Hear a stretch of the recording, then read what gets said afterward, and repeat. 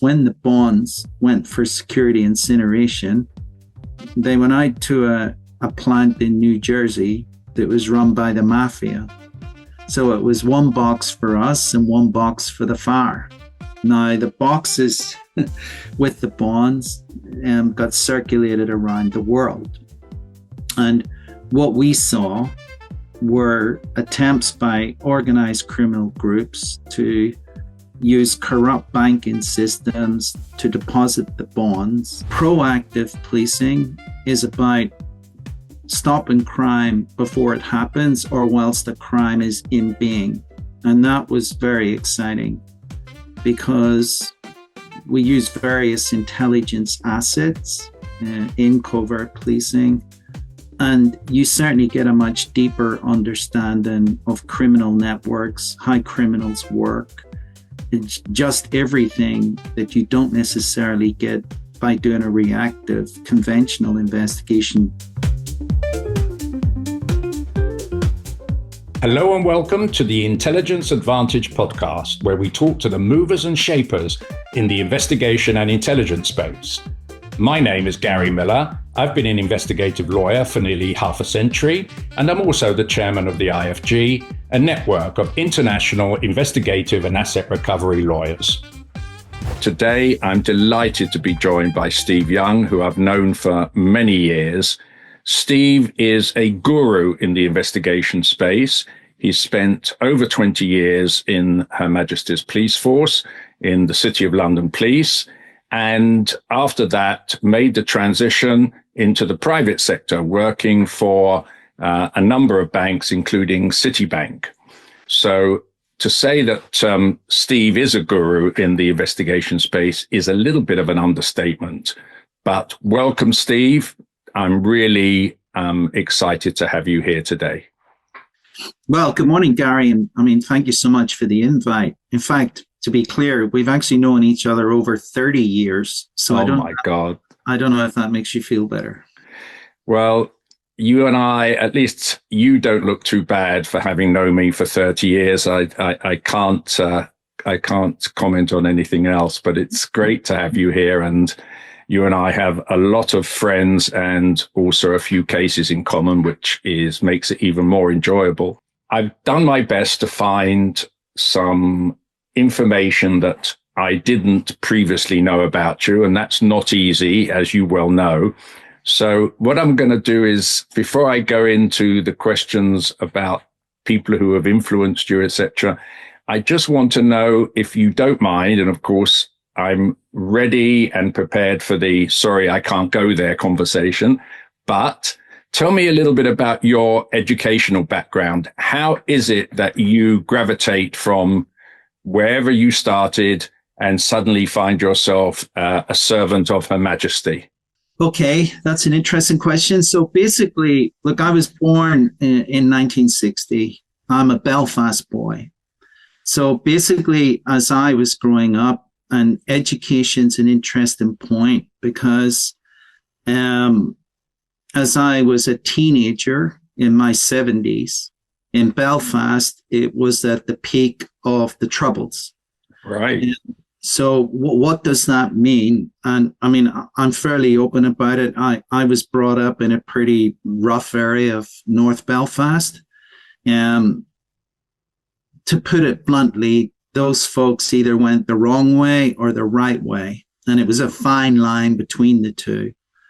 But in terms of an education, to be quite honest, I didn't really get much. I've got very low qualification threshold. I don't make any excuses for it. But to be honest with you, schooling in North Belfast in the 70s, you would have spent more time out of school than in school because every other day was a bomb scare. You were living at the University of Life, as many of my guests have said. Absolutely. But it hasn't held me back. I didn't get to university. I did get to A levels. But I've never sort of had the fact that I don't have a degree, for example, as anything that's held me back in terms of the way my career has gone, but more importantly, the way I wanted it to go. And so that period while you were growing up must have been hugely influential upon your ethic of right and wrong. And as you say, do you go the right way, the wrong way? What was it, something particular that happened that that crystallized the idea, I think this is where I belong in serving in the public interest? Or was there something else during that period that made you think that? Yeah, well, look, I'll tell you this story. There's many of my group friends, professional colleagues already know it, but basically around 1978, let's say I was 18. I'd done A-level resits or was preparing for them. Yet another bomb scare distracted me from the books. But I went to work at an insurance brokerage. Now, up until that time, I traveled. I'd been in Scotland and I'd been in the Isle of Man. I'd certainly been in Northern England, but I'd never been to London. And I'll tell you why that's important in a minute. So what happened is, they'll remain nameless, but an insurance brokerage I was working for, I'd met a guy at a party and he said, look, come and join me if your A-levels aren't working out. I got to tell you, Gary, at that time in Belfast, life insurance was flying off the shelves. It's just the way it was. And there was me doing quite well, thinking, gee, I'm going to be a millionaire before I'm 21. Right. So the money was good, no question about it. But then, cut a long story short, what happened, I was at home. I was living with my parents at the time. And I got a call, believe it or not, to go to a local RUC station. I think the phrase, it still applies today. It certainly applied then. It was to assist police with their inquiries. So I wonder what on earth is this about? Now, when I got there, there were officers, 2 detectives from the City of London Police Fraud Squad. And as it transpired, one of the guys who owned the brokerage had been submitting false insurance claims to a company called Eagle Star Insurance Company. Now, the reason I'm going to name them, one, they were bought over way back in the I think late 70s or early 80s. But basically, I got interviewed. They knew I was basically then understood, you're now a witness for the crime.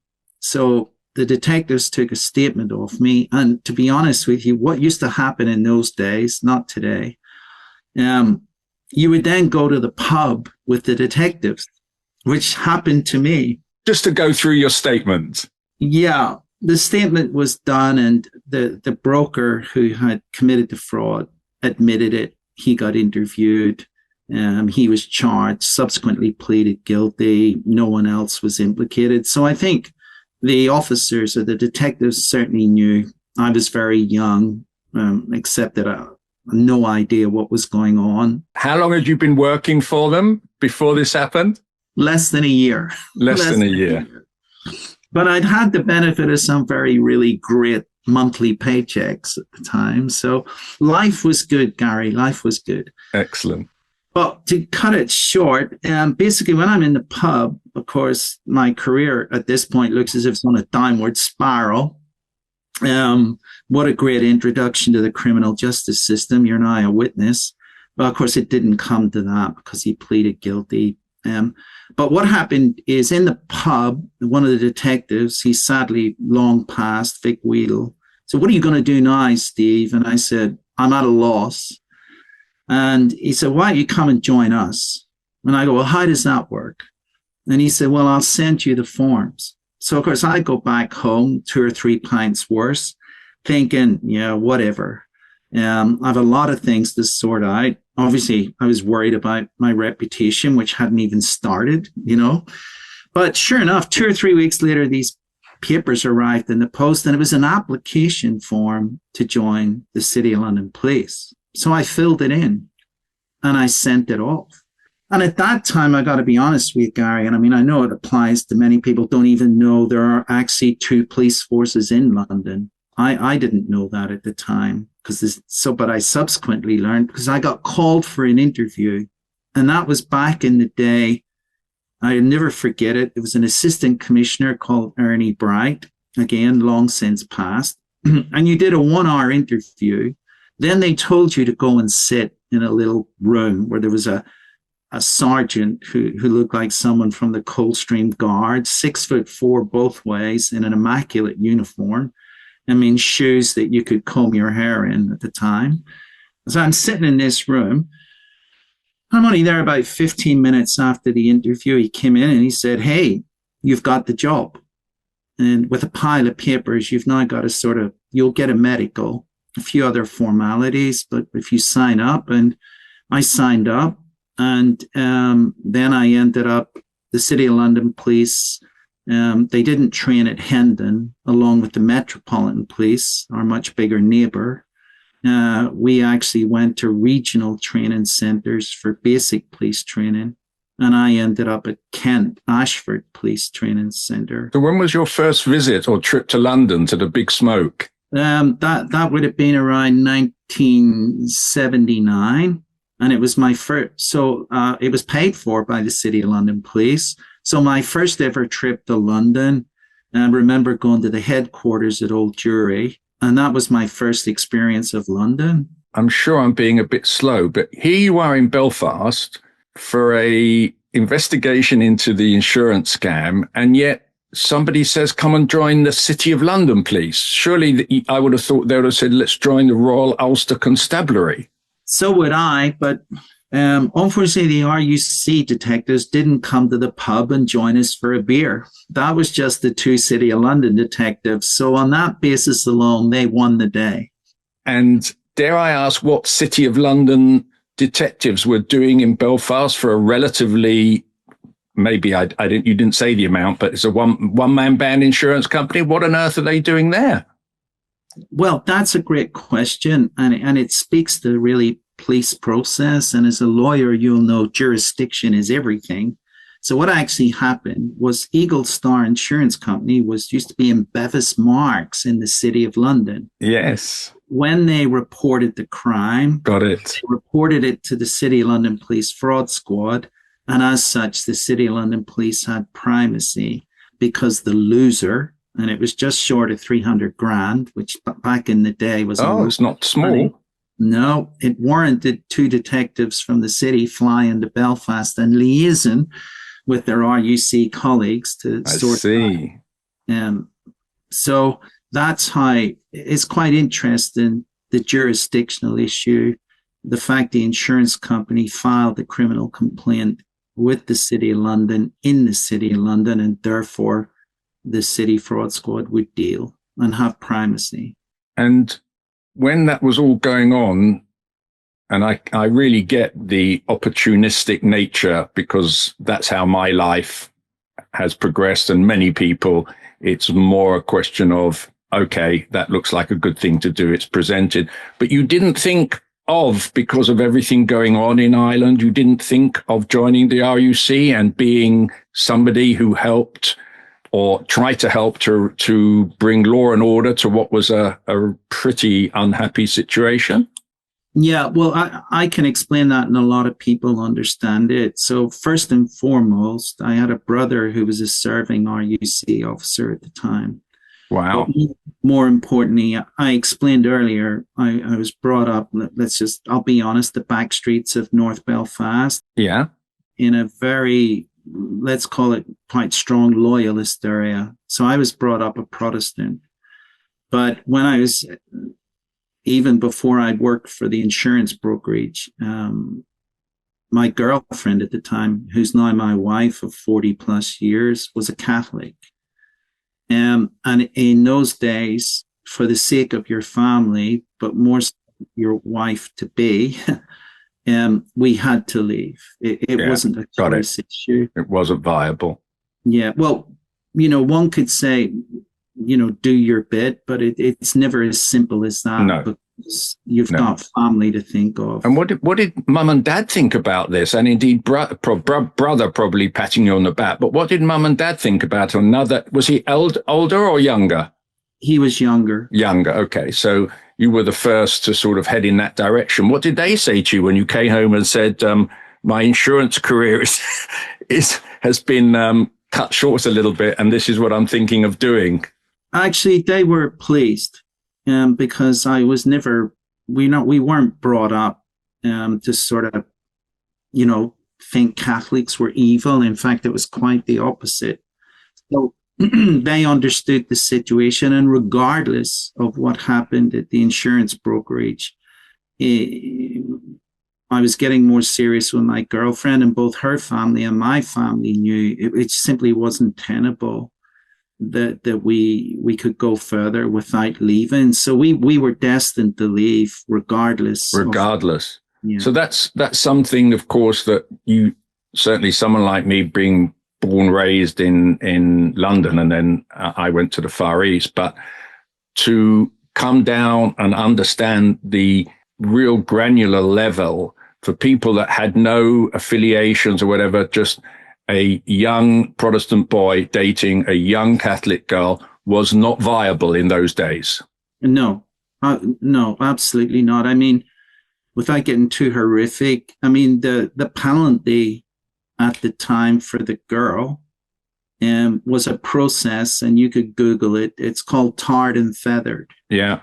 So basically, they used to get, tied to a lamppost, hot tar poured over them. Wow. And feathers, which is, if you know, it's a hospital issue to get all that stuff. Absolutely. So you must have been ducking and diving in all the appropriate ways in order to conceal the relationship. Oh, yes. Yeah, no question about it. But, you learn to survive. You learn to survive because it's the same for both communities. And there were many like me and my wife. I'm sure. Yeah.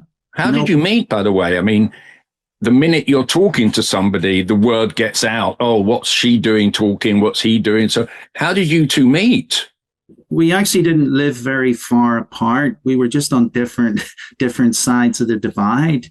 But what most people wouldn't have known, for many young people growing up in Belfast at that time, there were house parties that were truly mixed. There wasn't the internet, there wasn't mobile phones, photographs. So word of mouth got round. There would be a house party because, let's be fair, going out in Belfast was a pretty tricky business. So meeting girls and girls meeting boys, it tended to happen amongst friends and house parties, generally when the parents were away. That hasn't changed throughout time. That hasn't changed. And although I'd known her and I'd seen her about, we did actually properly meet at a truly mixed house party. And what I mean by mixed, it was young Protestants and Catholics who just get together and, have and music. I guess you wouldn't, if you're Catholic or Protestant at the party, you wouldn't be there if you had such powerful, as it were, discriminatory views about the other, another group of people. Yeah. You just wouldn't put yourself in that position. Absolutely. And I mean, I would say that there were probably many who wanted to go, but because of their community couldn't. And that's a great shame. But what I find fascinating is if I look at Belfast now and basically what young people have done, it's a completely different place. And none of that applies. There's still a bit of it, but nowhere near and what it was like growing up in the 70s. So you left. I'm going to come back to Belfast times, because for someone like me that had no connection to it, it's fascinating. And I know a lot of people find that the same. Yeah. But you leave Belfast in late 1979. 79. And that's it. You haven't lived in Belfast since. No.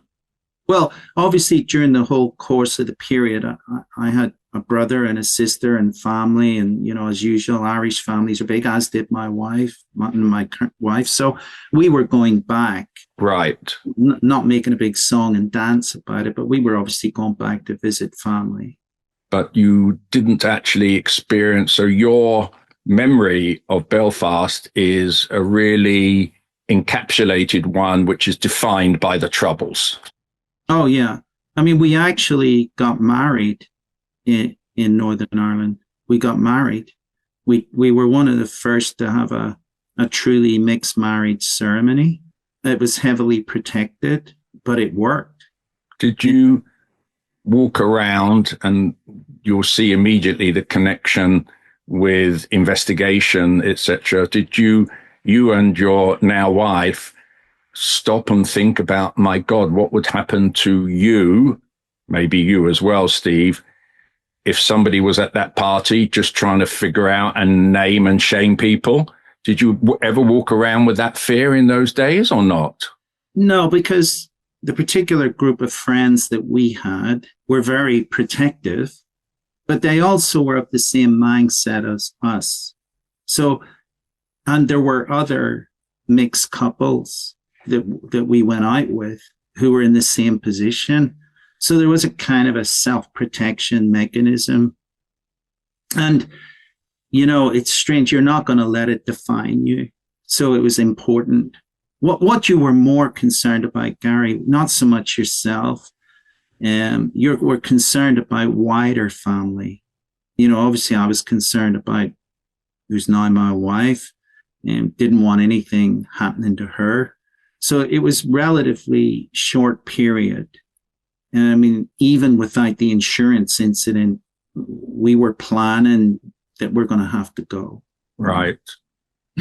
And although it was a short period of time at the insurance company, it was, from what you said, quite a lucrative experience from the financial remuneration perspective. Did you not think, I like this game, I'm going to go and get a job with another insurance broker, or that just wasn't available? It would have been available, but if you look at my mindset at the time is, I could have maybe looked at a brokerage in the mainland, as we called it.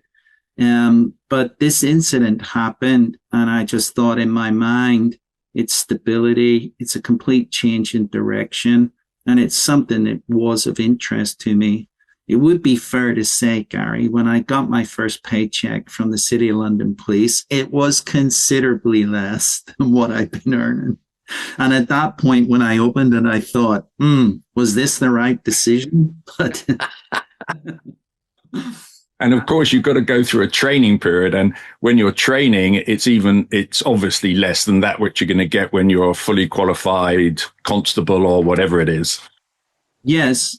If you said anything about it, they used to say, but you're getting free food and lodging. Okay.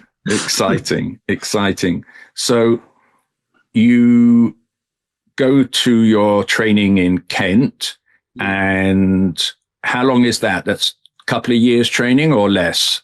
So it still applies today. When you join, at that time you joined the police, you must do a 2-year probation. So what does that mean?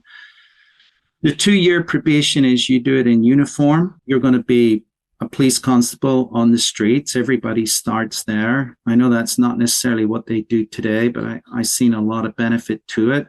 So you did 10 weeks basic training. Then you went back and were assigned a relief in a station. I was at Bishopsgate.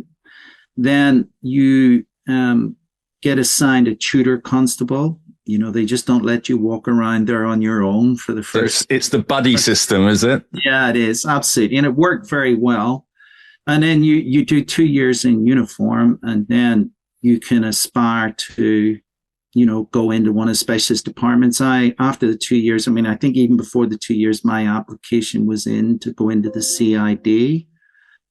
So I did that. And just to fast forward, I did divisional CID at Bishopsgate. Then an opportunity came up to go to the fraud squad. So I applied and I went to the fraud squad.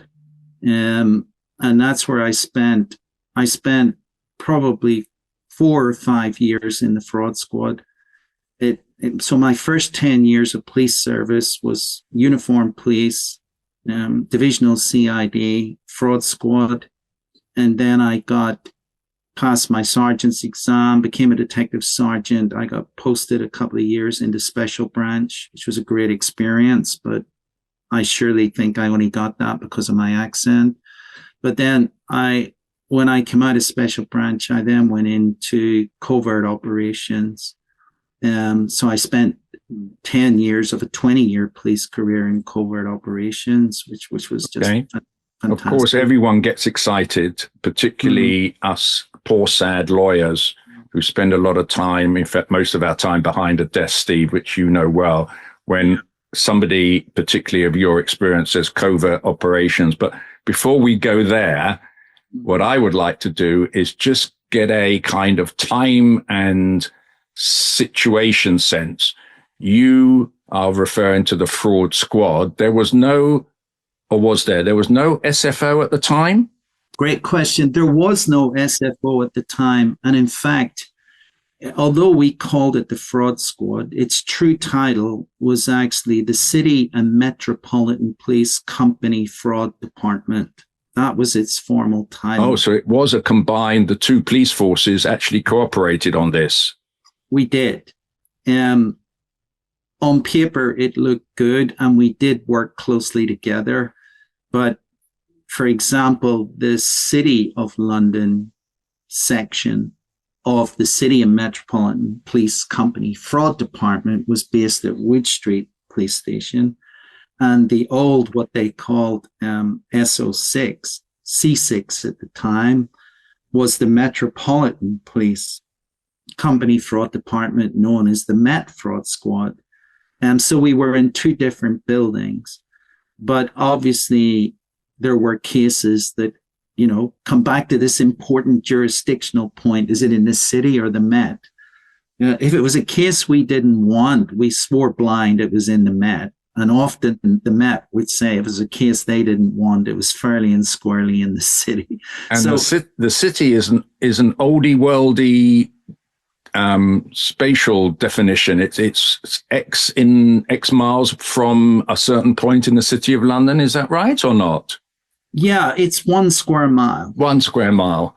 It's literally 1 square mile, and it just defines what most people would know as the city, meaning the financial city. Right. So you've got the Bank of England, the Stock Exchange, Lloyd's, all the big financial institutions were within the square mile.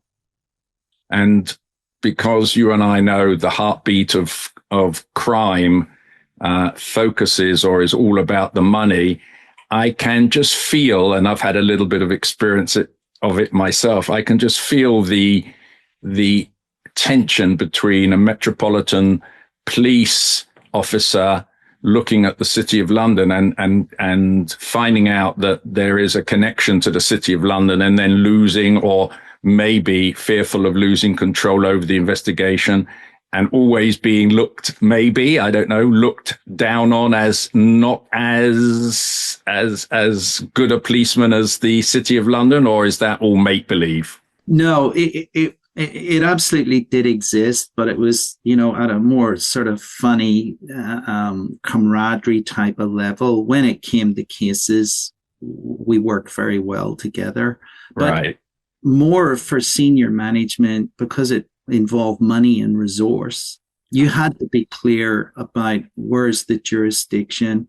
I mean, clearly, look, if it was a fraud on Lloyd's of London, of which there were many, or involved a stock exchange fraud with stocks and shares or whatever, then clearly the city was well within the city jurisdiction, and we would deal with it. So we weren't competing with the Metropolitan Police for cases. We had enough of our own. But they would, at times, there was crossover. But my personal experience of it was extremely enjoyable. Was there one particular case? I mean, I can just think of, and my time chronology clock is not great, but for example, the Great Train Robbery, the Brinks Mat. Was there an investigation you can think of where you and the city and the Met worked really beautifully together in a high-profile case? No, most of the high-profile cases were clearly defined. Met. So if you look at Barings Bank and Nick Leeson, that was fairly in the City of London, working with Singapore. There would have been the we're going back many, many years, Gary. The Goldfinger case, which was the Lloyds of London case, that was Citi. You could look at the Bank of England referral of Bank of Credit and Commerce International, the BC. Oh, yes, I remember them well. Well, I was on that, and that was in Leadenhall Street. And, it was rare, but, I remember walking into BCCI with a bunch of fraud squad detectives, and we had a warrant. And the internal legal counsel tried to stop us. Well, he promptly got arrested for obstructing a police officer in the execution of his duty. Oh, I guess for protecting the innocent, you can't name him, right? Or her. It was a him, not very smart. That was the day when a warrant was all powerful. And when they said, what records would you like? It's not a question of what records we would like. We're taking everything. And we did. We took filing cabinets. We basically dismantled the bank, which was a wholesale money laundering operation. And I remember, just a quick anecdote, I remember everyone in Hong Kong saying, put your savings in the BCCI. You're getting 5% more than any other bank or deposit-taking company in Hong Kong. And I just kept on saying to myself, that's just not possible. It just isn't possible. So my instinct, even in those days, turned out to be not too bad. So what was it and is it about a fraud investigation that drew you into that part of policing? Well, to be honest, it was just the experience of being interviewed over the insurance broker fraud. I find the whole thing fascinating and interesting. I mean, it just didn't cross my mind that the person in question would be committing a fraud, because that's not the way you think until it happens. And then you think it all the time. So it did stoke my interest and thought, wow, this is really fascinating work. And I will be honest with Vic and I can't remember the name of the other detective now, but Vic left a lasting impression on me. And I remember when we were having the beer, I said, well, what sort of cases do you do? And he was traveling all over the world and talking about these like amazing cases. And in my mind, I thought, wow, that just sounds an incredible thing to do. So what can come out of a beer with a detective, right? Absolutely. And I guess most people would say to this day, a beer with somebody or a cup of coffee with somebody is the absolute perfect way to gather intelligence and to find out what you need to know about something. Absolutely. So when you do the police training, apart from everyone emphasizing it's very important to go down to the pub as often as possible with your witnesses, were there any, I mean, I know we're going back a few years, but it's all about the thing that interested you, I'm sure, interests me and interested me, was the psychology of criminals and the psychology of finding out from them the motivation and how they did it. For example, if you go back to your insurance guy, was it just pure greed or was there a reason why he was, I don't know whether he did it for his whole life through, but you and I know you get people that, in particular, if you're a professional in that sense, you very rarely start off crooked. You start off doing it and then you realize you can get away with something. But did you ever find out what was the rationale behind that broker other than he just likes money? No, it was greed. And it was as simple as living above your means, living a very good lifestyle, liking the finer things in life, and they all need more money than what he was earning. I think the shame about it was he was a very good broker, as is always the case. He was good. So I was shocked, but then not shocked when I thought back about his lifestyle and the sheer amount of money you need to sustain that level. Yeah. So it was greed driven by a desire for a bigger car, better meals. What can I say? And yeah, You know, I get it. it drives a lot of criminality. It's money, and what it can buy you, and there's never enough. Never enough. Never enough. Yeah. And as you are going through your training, because you and I are not too dissimilar. I'm a good few years older than you, but I look back at when you started, because you started work at a very early age, whereas I was a lazy, one of those lazy, comfortable students who didn't hit the workforce until I was 21-ish. But was the training that you had, now you look back on it, was it really just paperwork? Did you go out and actually work on cases with your buddy constable and things like that? You were actually learning on the job. Yeah, definitely. I mean, I still think it is the perfect introduction to policing. I mean, you were working cases. Obviously, there were more street crime cases. You were doing uniform patrol.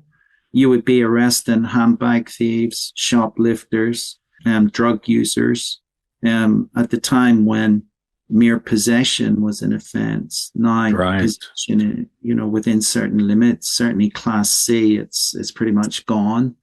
And so it gives you the experience of what I would call low-level arrests for pretty routine crime. But it's important. It's an important education because you're always going to get the person who pleads not guilty. And then you may not realize, but in the City of London, our central criminal court was the Old Bailey, which is most unusual because the Old Bailey, as you know, was designated to hear the most serious and heinous crimes in the country and has an incredible history. Court 1 at the Old Bailey. Oh my goodness, what a place. But what most people didn't realize, and you're familiar with the expression, if a shoplifter is a good example, had gone to magistrate's court and pleaded not guilty, in those days you could make the election to what we call go up the steps. Now, going up the steps was going to Crown Court, where you elected to have a trial by jury. So what most people don't realize, within the City of London, some of the smallest cases went up the steps to the Old Bailey because that was the central criminal court for criminal cases within the City of London. City of London. So you suddenly find yourself giving evidence at the Old Bailey on a relatively routine matter in front of a jury. So from me, I thought that's the best education any police officer can have. And when you're training, do they give you any guidance? Is there this rule book of the do's and don'ts of interviewing witnesses? How do you get people to cooperate with you? How do you gather intelligence around and about the offence, not from a particular witness, but from public, what they now call, I guess, open source intelligence, etc.? What was the training like? Well, I thought the training was superb. Obviously, again, you're at a time, Gary, where there was no internet. Open source wasn't even a word.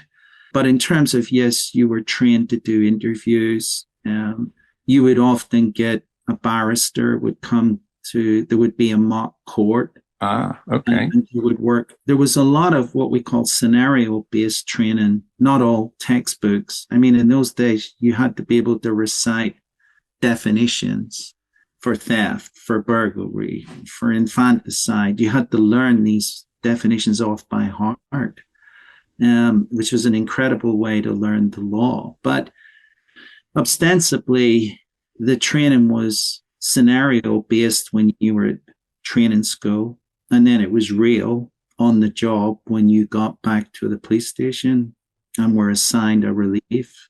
And do you remember the first time you gave evidence at the Old Bailey? Is it like burned into your memory? Yeah, it was a handbag thief.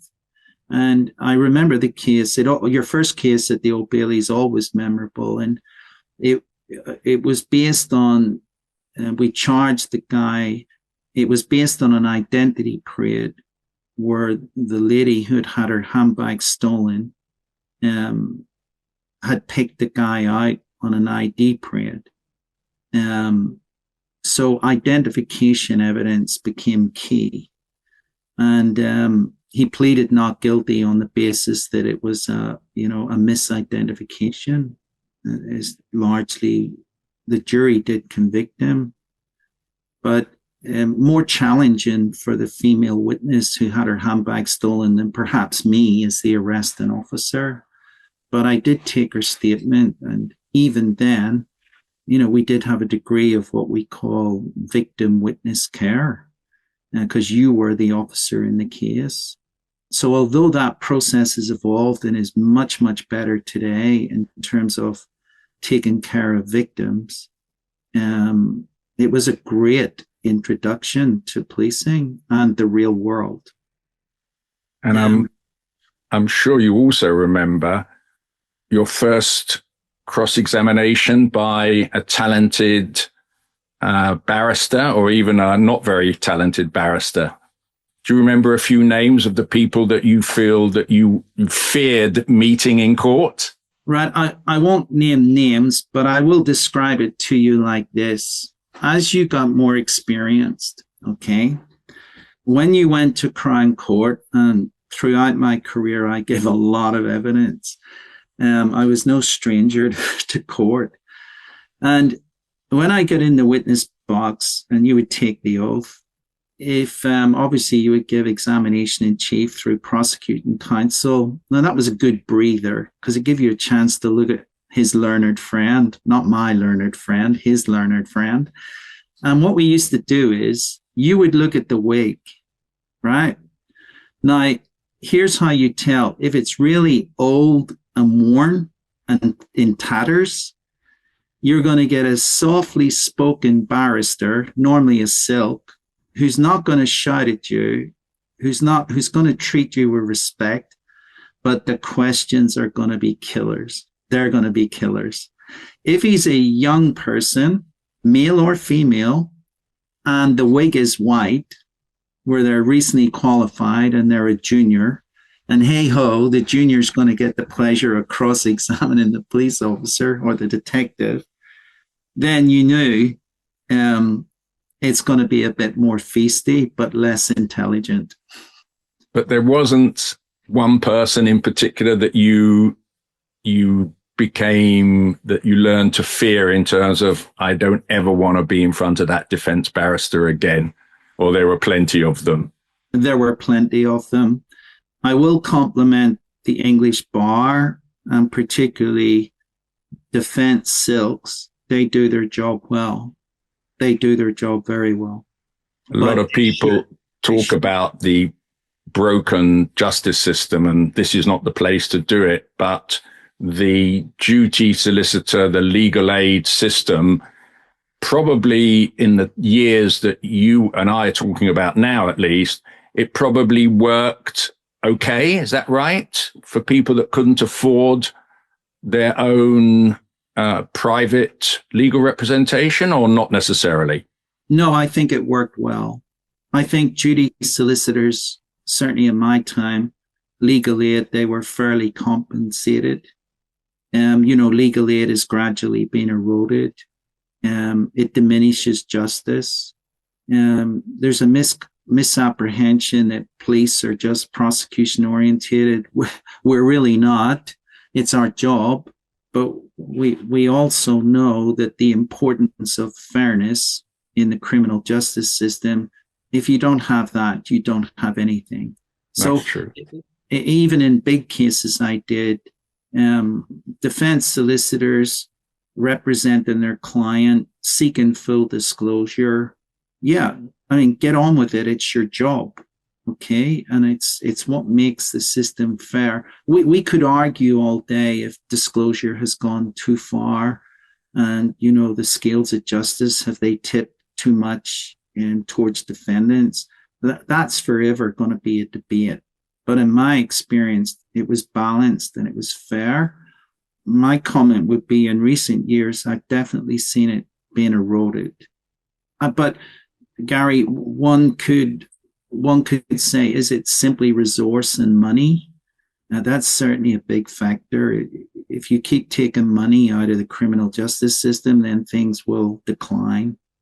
So I don't have the answer, because if we look at, say, the UK at the minute and the exchequer and the demands on the money, I mean, let's call it a cake. Just how do they cut a cake? Because there isn't enough cake to go around. Yeah. And criminal justice is definitely, with austerity and so forth, again, has suffered. And one only needs to look at the backlog in the criminal courts with people awaiting trial. I mean, that's pretty bad. And what was it, as you're, as it were, learning your trade, what was it that started to draw you towards covert investigations? Was there a particular moment where you said to yourself, I really enjoy this aspect of policing? Yeah, so I mean, if you're interested in crime, the differentiator is proactive policing, reactive policing and proactive policing. I've done 10 years of conventional reactive investigating, which is rewarding. But proactive policing is about stopping crime before it happens or whilst the crime is in being. And that was very exciting, because we use various intelligence assets in covert policing, and you certainly get a much deeper understanding of criminal networks, how criminals work. It's just everything that you don't necessarily get by doing a reactive conventional investigation, important as that is. But the real action was in proactive policing. So I'm now going to ask you a question which I normally ask right at the beginning, but I think this is a good time to ask it, because you are, as we look at the chronology, you are moving from reactive to proactive. Yeah. Was there, and if so, who was it that had the most influence over you and your career as you are making that transition? Well, it wasn't any one individual. I just had the pleasure and privilege of working with some really, really fine detectives at all levels. So there wasn't one defining person. It was rather a group of senior detectives who, quite frankly, I admired. I never aspired for senior rank, because it took you away from the cold face and into management. I was happier, actually, what they used to say, doing the job, but respecting that senior detectives, have got big calls to make because they're ultimately responsible. But for me, no one defining individual, which was different when I moved to private sector, which I'll come on to. But in the police, no, I work with many fine detectives, and it was just a natural progression to get into proactive policing. I felt I'd done my time in the reactive stuff. And talk, if you would, a little bit about, you mentioned an interesting phrase, intelligence assets. Yeah. Could you describe for me and for our listeners as well, what are they, and have they changed, for example, over time? Well, the way I would summarize them, intelligence assets, of course, would be police informants. They would be conventional surveillance teams following people. They would be undercover officers, and they would be technical. And I think there's been obviously a lot of advances in the technology side. But back in the day when I was doing it, it would be obtaining warrants for telephone intercepts. There's a big difference in the United Kingdom. Those are generally, there are exceptions, not used in evidence, but used in police intelligence. So those four tools probably are your intelligence assets. There's always been informants. There always will be informants. Right. They're a source. And undercover officers are another quite inspiring source. clearly much more trustworthy than informants. So I would hope so. Yeah. So if you combine all four, you can approach a case, what we call with the proactive intelligence assets, to try to basically nip it in the bud. And can you think of here a particular skill set or way of approaching witnesses? I know from the context of civil proceedings, when you're trying to get even people in your client's company to help you put together a case, witnesses are notoriously nervous and apprehensive about doing anything that leads them into a courtroom. The inevitable expression is, am I going to have to get up in front of a judge? If so, no, I'm not going to help you. Did you learn any particular, I don't want to use tricks of the trade because that brings it into a negative connotation, but any mechanisms in this day and age, would call it neuro-linguistic programming or something, ways to get people who would not otherwise want to help you? Yeah, that's a great question, because you can apply it to witness, someone who's witnessed something, who's reluctant, or indeed you can apply it to someone who's been arrested and is a suspect, because not only would they be questioned about the offense for which they've been arrested, but they may also be asked if they want to cooperate with the police, because maybe we know that they're in a particular criminal group in which we're interested. But let's deal with the first category, which is a person who's witnessed, who's reluctant to want to give a statement because they're concerned about going to court, or they're concerned about, more so today, potential repercussions, vengeance or whatever. Many officers had their own style, and it's communication, but it's actually just being a decent human being. And the way it works is this: we police in the United Kingdom by consent. And why that's important is, particularly with witnesses, yes, of course, you could dash off to court and get a witness summons compelling them to go to court, but inevitably that's not good evidence. But the way I personally used to address it was, what happens if everybody does that? What happens if everybody said, I'm not giving a statement, I didn't see the handbag being stolen, I don't want to be involved, I don't want to go to court? Because our system is an accusatorial system, where the fundamental principle for the defendant, which would include you and me, is you have to face your accuser. So that's the common thread, as you know, that runs through it. So I used to have a conversation with them about where, if there was reluctance, obviously we would explain, if they've got fears, how we can take care of them. And we did. If there was any suggestion there was a physical threat of harm to a witness, that's a different process. But in terms of just getting someone over the line, if you got them thinking, where would we be if everybody made the decision you're making? The whole thing just collapses, because there are no witnesses to anything, right? So For me, that generally worked. In terms of, sorry, I just wanted to, what it entered my consciousness, you mentioned the phrase accusatorial. Yes. And I don't know what's happened to my brain today, but it's certainly not working. Accusatorial. Is that right? Yes, our system is accusatorial. Accusatorial. It's just my gums and my teeth.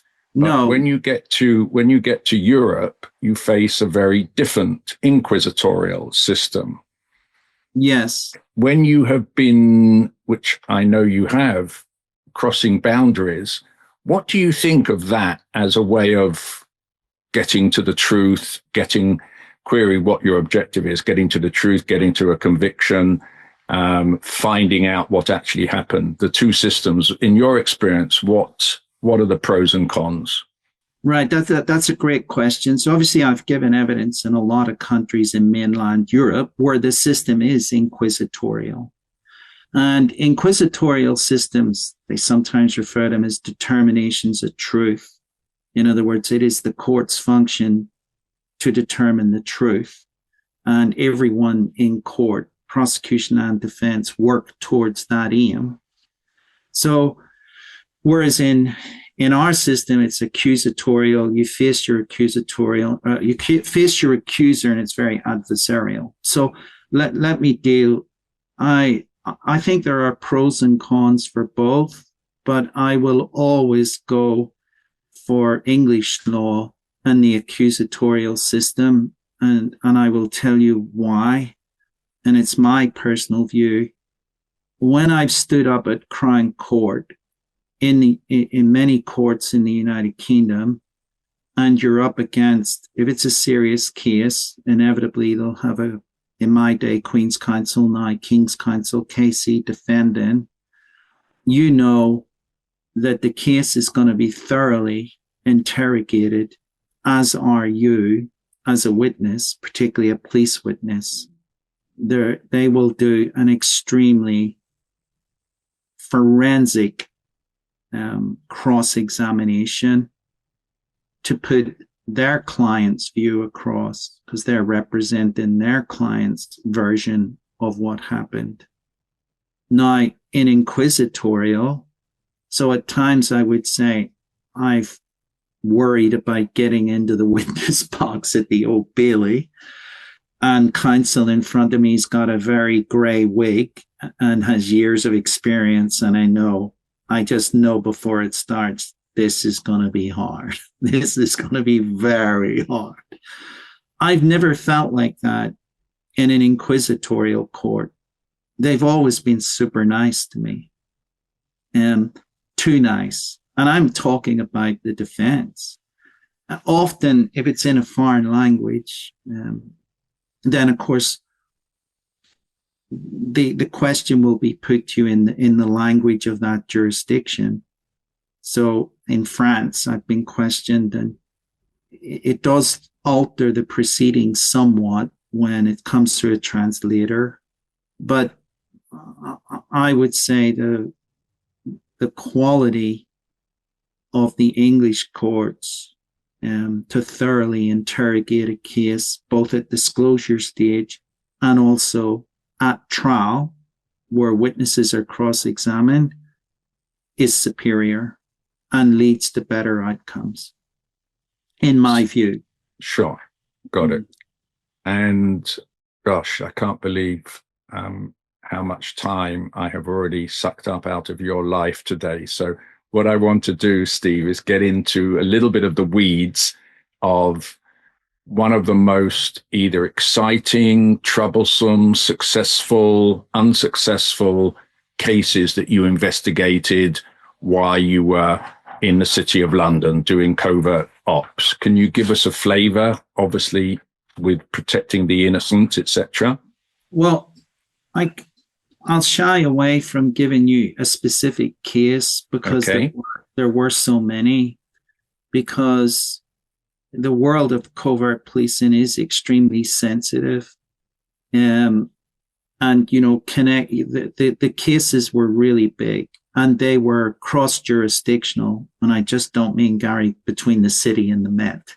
I mean, they truly cross many jurisdictional borders. So one of the most rewarding pieces of covert policing for me was working in the US, working in Hong Kong, working in Italy, Switzerland, Belgium, Holland. I was everywhere, and being able to work with international partners in the US, the FBI, US Customs, Secret Service, DEA, in Italy, working with the Guardia di Finanza, the Carabinieri, in Switzerland with the FEDPOL, the Federal Police, the Belgian Police, the French Judicial. It was amazing. Great experience. So you can't think of even one that's gone public that you were involved in because of, I understand, covert work often requires the mechanisms to be kept covert continuously, except obviously insofar as they are exchanged with the defense and talked about. But there's nothing you can think of that will give the listeners a flavor of how sophisticated or how difficult it was to run a covert operation internationally across 10 jurisdictions. Yeah, well, look, I can touch on one which would segue quite nicely into how I moved from policing, which I looked into the private sector. And there was a case, it's called the famous Citibank perforated bonds case. Now, in a couple of sentences, what happened? So let's just call them bonds. And bonds as financial instruments, they mature and get paid out. Sometimes they get cashed in ahead of their maturity date for lots of different reasons, but that's not the point. The point is what was supposed to happen to bonds under the SEC's rule book was the bank who took physical possession of the bond. So if Citibank was the issuer, they were getting their bonds back. They're supposed to punch holes in them, and I mean big holes, right? And then the perforated securities are to go for security incineration. What happened with this Citibank case is they had literally billions of dollars worth of bonds, and their idea of punching holes in them was a hole punch, which if you run your fingers along it was like Citigroup. So it was more like an authentication feature. What the SEC meant was no, punch big holes in them, right? So that failed, but that wasn't the single point of failure, because when the bonds went for security incineration, they went out to a plant in New Jersey that was run by the mafia. So it was one box for us and one box for the fire. Now, the boxes with the bonds got circulated around the world. And what we saw were attempts by organized criminal groups to use corrupt banking systems to deposit the bonds, which were still within their maturity date, for loans. And there was one such scheme set up in Switzerland. And I think it was probably for 100 million. You know, it's never just going to be for 20 pounds, right? In for a penny, in for a pound. I mean, if you're going to do it, try to do it large. Basically, what happened is we did working with the US and the Swiss and the Italians, because it was an Italian group that were trying to, what we call, put the bonds down. We did set up an elaborate sting operation. Where both FBI undercover agents and British undercover agents had infiltrated this group.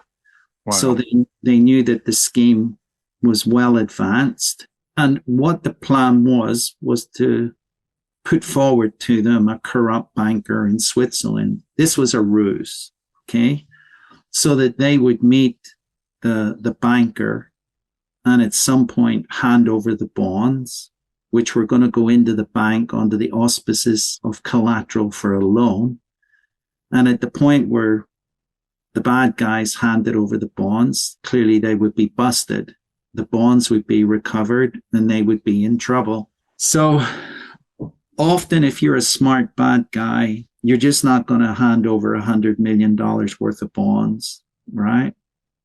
So in this particular case, they wanted to see some cash. They wanted a cash advance of the loan before they handed over the bonds. Now, they asked for 5 million Swiss francs. It's not a small amount. Even with all the cooperation, the Swiss wouldn't put up the money. The Italians wouldn't put up the money. The US wouldn't put up the money. So we had to go to Citibank and say, can we borrow 5 million Swiss francs? So you can imagine this went up the legal chain. And is this physical in the days when you put it in suitcases, or is it transfers? It was physical. why do the bad guys like to do the deal in Switzerland for cash?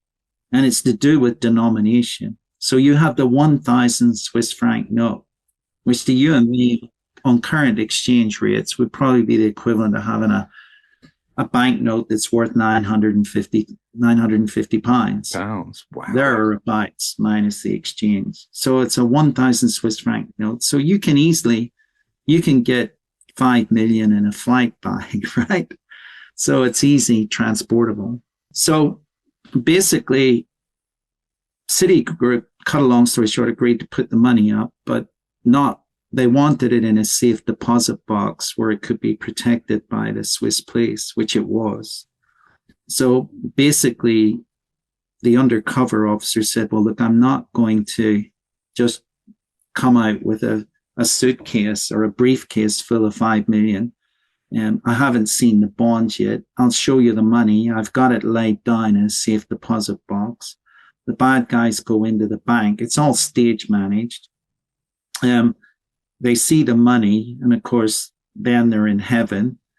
Then they go outside and they call up for the bonds to be delivered because nobody knows where they are. And they come in on a courier and the job gets taken down.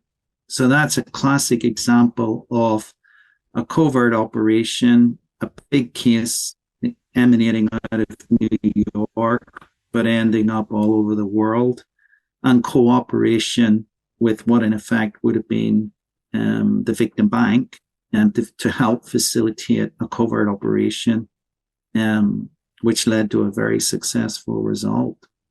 They were kind of middle-ranking mafia guys who specialized in bonds, robberies and bonds, scams.